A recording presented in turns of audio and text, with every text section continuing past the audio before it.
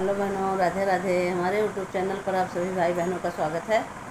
हम आप सबके लिए एक बहुत ही सुंदर प्यारा सा माता रानी के सुंदर सी गीत लेके आए हैं। बहुत ही अच्छी गीत है, भजन आप लोग सुनिएगा।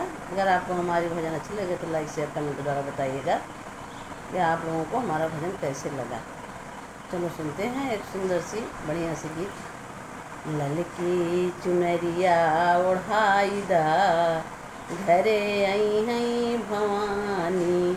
ललकी चुनरिया ओढ़ाई दा, घरे आई हैं भवानी।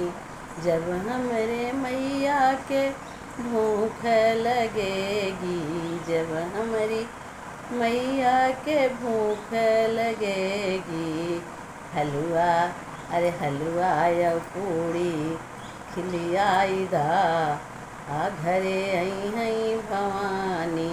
हलवा या पूड़ी खिलाई दा, घरे आई हैं भवानी। ललकी चुनरिया ओढ़ाई दा, घरे आई हैं भवानी। जब हमारी मैया के प्यास लगेगी, जब हमारी अम्बे के प्यास लगेगी, गंगा से अरे गंगा के जलवा पिलाई दा, घरे आई हैं भवानी।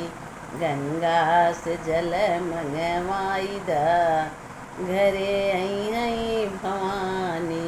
ललकी अरे ललकी चुनरिया ओढ़ाई दा, घरे आई हैं भवानी। जब हमरे मैया के अमल लगेगी, जब हमारी दुर्गे के अमल लगेगी, अरे कत्था सुपारी लियाई दा, अरे बीरा मीठा बीरा पान खिलवाई दा, घरे आई हैं भवानी। ललकी चुनरिया ओढ़ाई दा, घरे आई हैं भवानी। जब हमरे मैया के जब हमारी मैया के नींद लगेगी, जब हमारी दुर्गे के नींद लगेगी, रेशम का अरे मलमल का गद्दा बिछाई दा, घरे आई हैं भवानी। रेशम का गद्दा बिछाई दा, घरे आई हैं भवानी। ललकी अरे ललकी चुनरिया ओढ़ाई दा, घरे आई हैं भवानी।